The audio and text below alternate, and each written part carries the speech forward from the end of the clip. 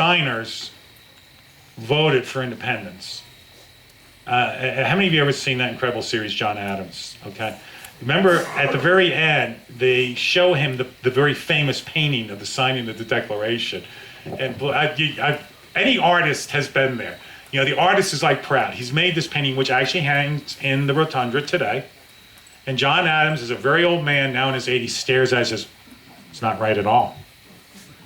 It wasn't like that. Some of us weren't there for months. You got the whole painting wrong. And the artist, well, it's symbolic. And he's like, nah, he goes away. Realized that on July 4th, they didn't already have the document there, and they came up and signed it. It would be another month before the actual, what we call the actual first copy of the Declaration, started to be signed. They voted on it. And what a moment, because they did not know their future the way we do. We can picture that moment with heroic music playing. Every time I see that scene, I choke up. They did not know what their future would be.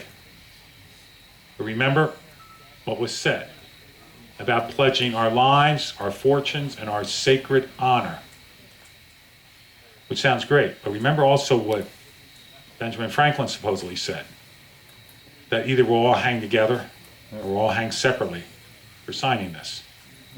Now that took courage at that moment. I mean, you picture the founding fathers today, they're 10, 15 feet tall, and there's always music playing when they walk by. Yeah.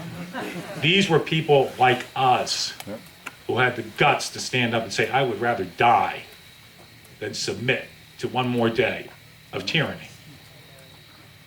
And they won.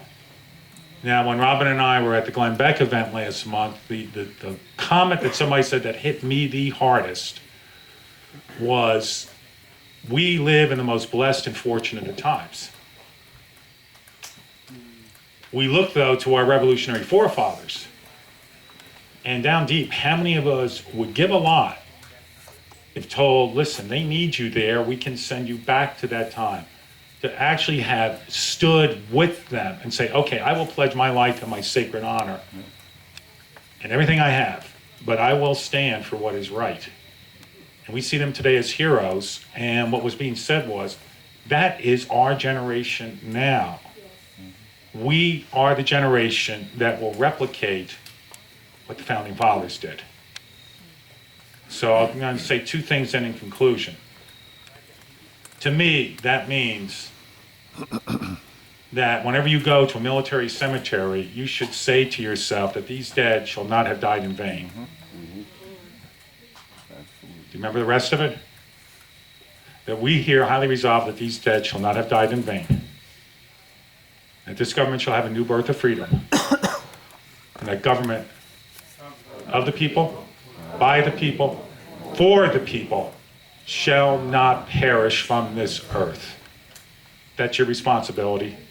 Let's just take a moment. Christian, Jewish, let's just take a moment to just implore God